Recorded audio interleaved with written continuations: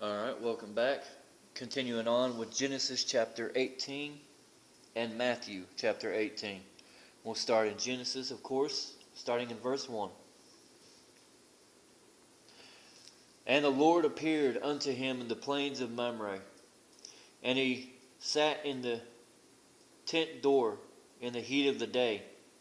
And he lifted up his eyes and looked, and lo, 3 men stood by him. And when he saw them, he ran to meet them from the tent door, and bowed himself toward the ground, and said, My Lord, if now I have found favor in thy sight, pass not away, I pray thee, from thy servant. Let a little water, I pray you, be fetched, and wash your feet, and rest yourselves under the tree. And I will fetch a morsel of bread, and comfort you in your hearts. After that ye shall pass on. For therefore are ye come to your servant. And they said, So do, as thou hast said. And Abraham hastened into the tent unto Sarah, and said, Make ready quickly 3 measures of fine meal, knead it, and make cakes upon the hearth.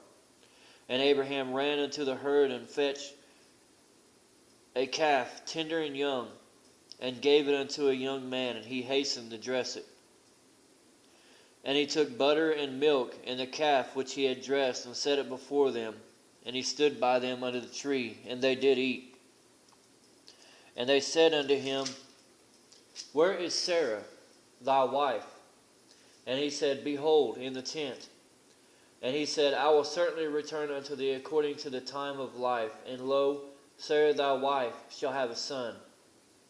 And Sarah heard it in the tent door, which was behind him.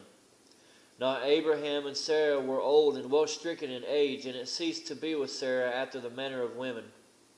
Therefore Sarah laughed within herself, saying, After I am waxed old, shall I have pleasure, my Lord being also old? And the Lord said unto Abraham, Wherefore did Sarah laugh, saying, Shall I of a surety bear a child, which am old? Is anything too hard for the Lord? At the time appointed I will return unto thee according to the time of life, and Sarah shall have a son. Then Sarah denied, saying, I laughed not, for she was afraid. And he said, Nay, but thou didst laugh. And the men rose up from thence and looked toward Sodom, and Abraham went with them to bring them on the way. And the Lord said, Shall I hide from Abraham that thing which I do? Seeing that Abraham shall surely become a great and mighty nation, and all the nations of earth shall be blessed in him. For I know him, that he will command his children and his household after him, and they shall keep the way of the Lord to do justice and judgment, that the Lord may bring unto Abraham that which he hath spoken of him. And the Lord said, Because the cry of Sodom and Gomorrah is great, and because their sin is very grievous, I will go down now, and see whether they have done altogether according to the cry of it, which is come unto me. And if not, I will know. And the men turned their faces from thence, and went toward Sodom. But Abraham stood yet before the Lord. And Abraham drew near, and said, Wilt thou also destroy the righteous with the wicked? Peradventure there be 50 righteous within the city. Wilt thou also destroy, and not spare the place for the 50 righteous that are therein? That be far from thee to do after this manner, to slay the righteous with the wicked, and that the righteous should be as the wicked. That be far from thee. Shall not the judge of all the earth do right? And the Lord said, If I find in Sodom 50 righteous within the city, then will I spare all the place for their sakes. And Abraham answered and said, Behold now, I have taken upon me to speak unto the Lord, which am but dust and ashes. Peradventure there shall lack 5 of the 50 righteous. Wilt thou destroy all the city that lack of 5? And he said, If I find there 40 and 5, I will not destroy it. And he spake unto him yet again, and said, Peradventure there shall be 40 found there. And he said, I will not do it for 40's sake. And he said unto him, O let not the Lord be angry, and I will speak. Peradventure there shall 30 be found there. And he said, I will not do it, if I find 30 there. And he said, Behold now, I have taken upon me to speak unto the Lord. Peradventure there shall be 20 found there. And he said, I will not destroy it for 20's sake. And he said, O let not the Lord be angry, and I will speak yet but this once. Peradventure 10 shall be found there. And he said, I will not destroy it for 10's sake. And the Lord went his way as soon as he had left communing with Abraham. And Abraham returned unto his place.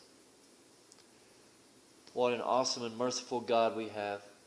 If there were only 10 in Sodom, that would have been righteous. He would have let the whole country stay alive. Now we'll turn over to Matthew chapter 18, starting in verse 1. At the same time came the disciples unto Jesus, saying, Who is the greatest in the kingdom of heaven? And Jesus called a little child unto him, and set him in the midst of them, and said, Verily I say unto you, except ye be converted, and become as little children, ye shall not enter into the kingdom of heaven.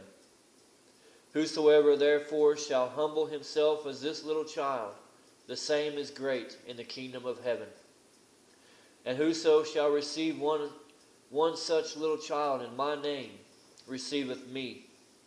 But whoso shall offend one of these little ones, which believe in me, it were better for him that a millstone were hanged about his neck, and that he were drowned in the depth of the sea. Woe unto the world because of offenses! For it must needs be that offenses come, but woe to that man by whom the offense cometh. Wherefore if thy hand or thy foot offend thee, cut them off, and cast them from thee. It is better for thee to enter into life halt or maimed, rather than having 2 hands or 2 feet to be cast into everlasting fire. And if thy eyes offend thee, pluck it out, and cast it from thee. It is better for thee to enter into life with 1 eye, rather than having 2 eyes to be cast into hell fire. Take heed that ye despise not one of these little ones. For I say unto you, that in heaven their angels do always behold the face of my Father which is in heaven. For the Son of Man is come to save that which was lost. How think ye, if a man have 100 sheep, and one of them be gone astray, doth he not leave the 99 and go into the mountains and seek that which is gone astray?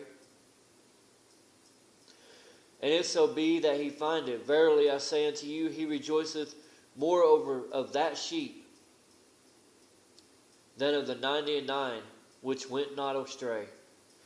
Even so, it is not the will of your Father which is in heaven, that one of these little ones should perish. Moreover, if thy brother shall trespass against thee, go and tell him his fault between thee and him alone. If he shall hear thee, thou hast gained thy brother. But if he will not hear thee, then take with thee 1 or 2 more, that in the mouth of 2 or 3 witnesses every word may be established. And if he shall neglect to hear them, tell it unto the church. But if he neglect to hear the church, let him be unto thee as an heathen man, and a publican. Verily I say unto you, whatsoever ye shall bind on earth shall be bound in heaven, and whatsoever ye shall loose on earth shall be loosed in heaven. Again I say unto you, that if 2 of you shall agree on earth as touching anything that they shall ask, it shall be done for them of my Father which is in heaven. For where 2 or 3 are gathered together in my name, there am I in the midst of them. Then came Peter to him and said, Lord, how oft shall my brother sin against me, and I forgive him? Till 7 times? Jesus saith unto him, I say not unto thee until 7 times, but until 70 times 7. Therefore is the kingdom of heaven likened unto a certain king, which would take account of his servants.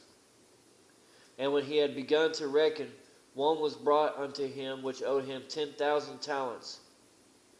But forasmuch as he had not to repay, his Lord commanded him to be sold, and his wife and children, and all that he had, and payment to be made. The servant therefore fell down and worshipped him, saying, Lord, have patience with me, and I will pay thee all. Then the Lord of that servant was moved with compassion, and loosed him, and forgave him the debt. But the same servant went out, and found one of his fellow servants which owed him 100 pence. And he laid hands on him, and took him by the throat, saying, Pay me that thou owest. And his fellow servant fell down at his feet, and besought him, saying, Have patience with me, and I will pay thee all. And he would not, but went and cast him into prison till he should pay the debt. So when his fellow servants saw what was done, they were very sorry, and came and told unto their Lord all that was done. Then his Lord, after that he had called him, said unto him, O thou wicked servant, I forgave thee all that debt, because thou desirest me. Shouldest not thou also have had compassion on thy fellow servant, even as I had pity on thee?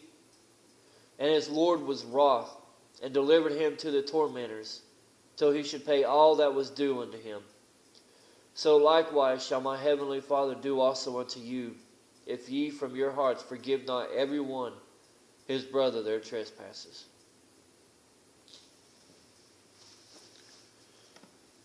Who can possibly explain it any better than Jesus did in that day? Forgiveness. We are forgiven, therefore we must also forgive. Come back next time and we'll read Genesis and Matthew chapter 19.